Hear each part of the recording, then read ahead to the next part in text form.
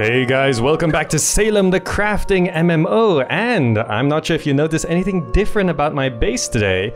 Well, have you guessed what it is? That's right, the fence has changed. I'm no longer using a makeshift fence. I've gone and destroyed that and replaced it with this split rail fence. Now, why would I go ahead and do something like that? Well, first of all, a makeshift fence is pretty useless in defending a base. It just keeps animals out. But this does protect me a little bit better. Honestly, any decent raider would blast through this, but not like there's anything to steal in my little encampment anyway. But what I'm talking about today are locks, keys, and key rings, as you can see here. Now, the way locks work is that you can lock things like gates and chests and stuff like that. So it's very, very useful in keeping at least one kind of criminal out, the trespasser. So if someone wanted to trespass onto your territory, for example here, this gate currently is not locked. So someone who is trespassing could just walk in, open this gate, and basically steal whatever they like without destroying anything. But if I were to lock this gate, they would have to destroy this gate or part of the fence first before they could get in.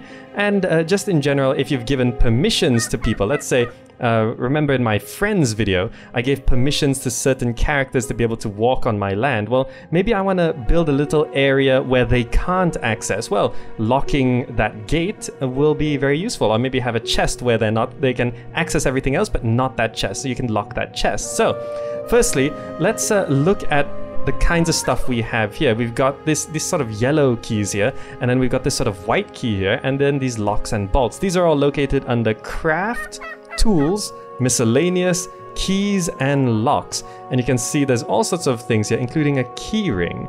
Now, where do you make all of these things? Well, they're all very easy to make. So for example, the key, which is basically a master key, 1 bar of pig iron will make 2 master keys.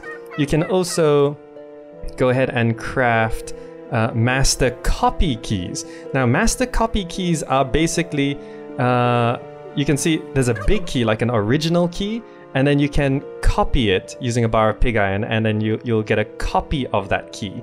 Now, that can be useful for duplicating a key and giving it to maybe an alt or a trusted friend or something like that. But this master copy key is slightly different from this white key. If I have a look at craft, tools, miscellaneous keys, there's a slave copy key. Now, the difference between a master copy and a slave copy is that the master copy can go on to copy more versions of itself, whereas a slave copy key cannot be reproduced. This is something that you give as a sort of one-off. Now, all of these are made with bars of pig iron at the anvil. So let me head on over to the anvil now, and I'm gonna make myself a key ring so I don't have all these loose keys hanging around. Alright, here we are back at the mine, so let's head on down. The anvil is just down here. There we go. So let's go ahead and use this anvil, and now we can go ahead and make all these keys and stuff. So I've already made myself a couple master keys, and I've got a couple locks as well here, lock and bolt. So I'm gonna go ahead and make a key ring. Now, these all are made pretty much the same way. You can see if I have a look at the lock here, it's again 1 bar of pig iron to 3 locks. So you get quite a lot out of a single bar of iron. Anyway, I do not have a key ring, and you can see a 1 bar of iron creates 8 key rings. So let's go ahead and craft that. Here we go, crafting a key ring. And there we go, we've got so many key rings. I don't have a use for that many, but the key ring can then be equipped onto this slot in your equipments tab.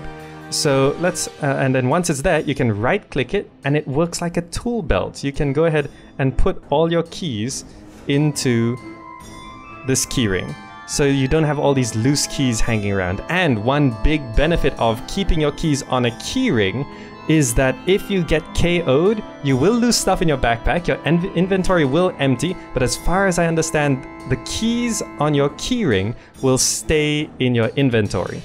Alright, good.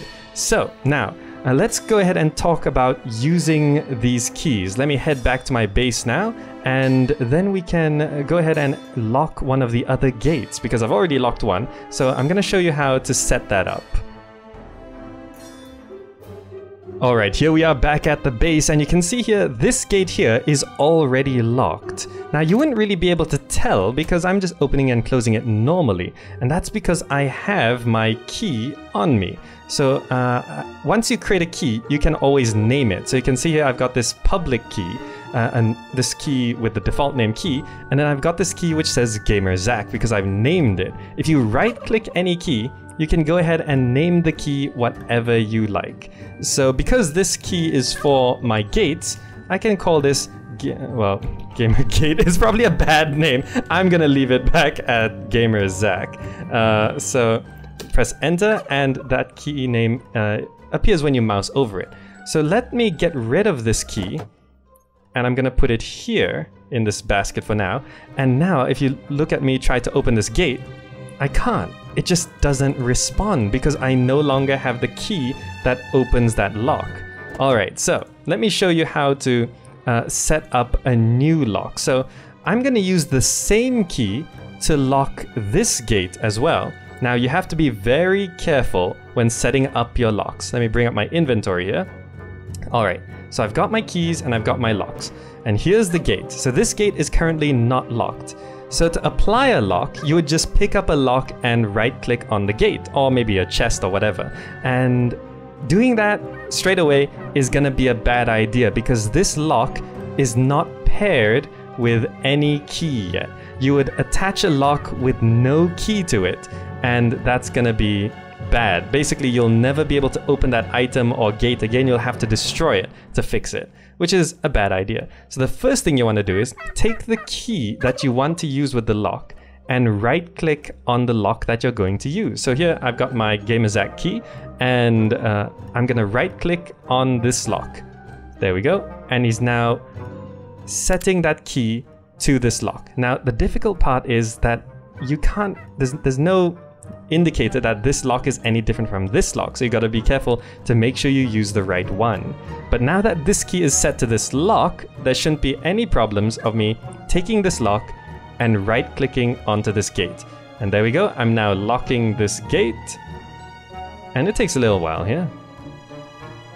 Alright, so just be very, very careful of this, okay? Do not use an unpaired lock. And now this gate is locked. But of course, I can open and close it no problem because I have the key associated with that lock. So now, if anyone wanted to break into my lands, well, they'll have to at least break down the fence. Again, well, there's nothing to steal anyway. But that's how this works. And one final, well, a few other warnings, right? So if you mouse over these keys, you'll notice that the names are in green, because keys are attuned to certain characters. So these keys are all attuned to this character that I have right here. If the key is not attuned to you, then the name will be in red. Now, keys can only be used by the person they're attuned to. So even if someone were to steal my keys, they could not use it, right? So even if your character is killed, even if someone kills me and takes my keys, they cannot use my keys. So that's a mechanic that keeps it rather safe. But still, if someone were to kill me and take my keys, even if I were to create a new character and inherit my land, well, I can't open the gates. So it is a very good idea to make a copy of your gate keys and all your stuff keys and have it on maybe an alternate character or something like that as a backup, or maybe give it to a trusted friend just in case, or something like that. Keep it with an extra character, because that way if someone does kill this character, well, I at least can still open my gates and chests and all of that. So that's something that you should be aware of and be careful of. Alright, and if you want to give a key to someone, you're gonna have to attune the key to that person. So all you have to do is pick up the key and right click on the person. And when you right click on the person, it will then attune that key to that person. And then you can give a key to someone else. But also be careful when you do that, because when you attune a key to another character, you'll no longer be able to use that key. So make sure you don't accidentally attune your master key to someone. So that basically wraps up one of the first uses you should use for metalworking. In the last episode we got some bars of pig iron, and now we can actually use them for something useful, like locking our gates and chests and stuff like that. Alright, so that pretty much wraps up what you need to know about locks and keys. Hope you enjoyed the video, and remember, if you'd like to support the channel and the game, you can check the referral link down in the description box down below. You know how a referral link works. Alright, so that's all for now. Thanks so much for watching, and I'll see you in the next video.